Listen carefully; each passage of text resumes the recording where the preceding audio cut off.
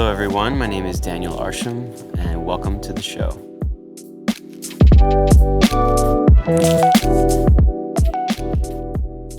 So I was born here in Cleveland, Ohio, and lived between here and Miami growing up, and for the last 20 years I've been living in New York, in Brooklyn. I studied at a school in New York that was very traditional, Cooper Union, and at that time I was so daunted at how I would show my work in public, how I would get represented by a gallery, and all of those things seemed very kind of above me in a certain way. And so I got together with a group of friends and we rented kind of a rundown house just north of downtown in Miami and made it into a gallery. It was called The House, and we showed our work and friends' work and sort of built a community around these exhibitions. And that is really the origin of how I met the gallerists that I work with in Paris, the curators and museum directors that came to follow and show my work. But it was, 10 years of living in this space that was also an exhibition space, years of living in the studio when I moved to New York. I always went to my studio every day during the week. I treated it like a job. So I was there 9 to 6, Monday to Friday. Whether I had an exhibition, whether I had something to do, I just went there. And I think treating it that way allowed me to have some kind of level of consistency within it, even if I was not always showing my work publicly.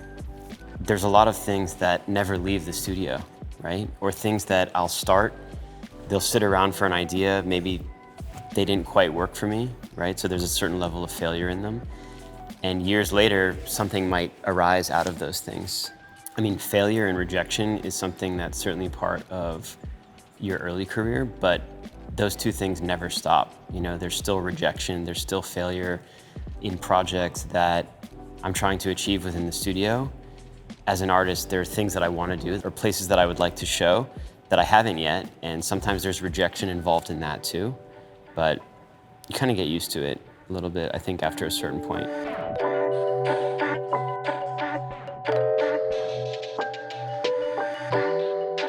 One of the most special things that I've gotten to witness is what's been happening, in Detroit over the last couple years. There's a gallery there that I work with called Library Street Collective that has built not only a group of international artists, but a group of artists, that are more native to the area. Jason Revoke, who shows with them, is a really amazing artist. There's another artist there called Bev Fishman, Paul Verdell, who the Cavs worked with. Obviously, a lot of artists moved to Detroit to be close to that kind of new scene there. It's gonna be interesting to see how that evolves.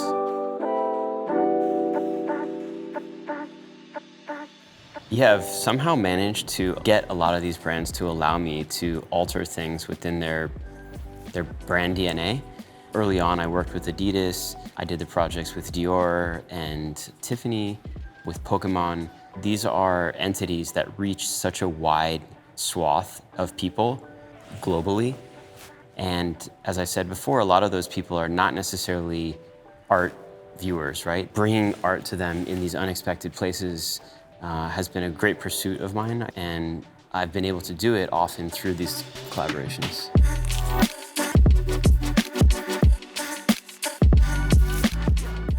The idea of collaboration, especially when we know something so well, and having somebody else come in and alter that, it's the breaking of expectation that is kind of satisfying for us as viewers.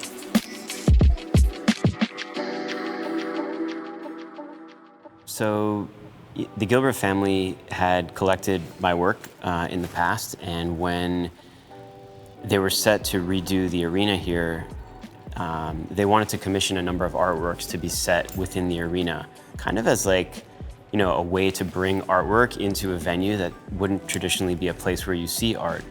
And so I created a work called Moving Basketball, which looks like a ball that has sort of lodged itself into the wall, and it's sort of pulling the wall along with it, creating this trail. And the piece was, I think it was really well received. And I just started discussing with Grant and the family about other areas that I might interact with the team. And eventually we sort of figured out, maybe there's a larger role here. At that time, the creative director position, I guess it sort of existed, but it wasn't really something that was sort of at the forefront for NBA teams.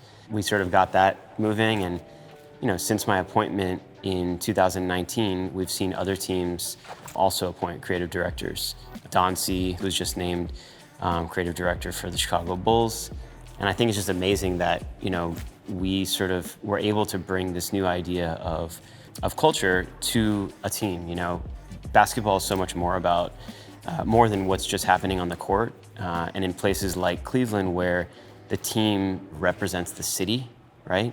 I think the way that that's communicated through graphics, through our jerseys, through the court design, those are things that, we can really speak with and spend time with.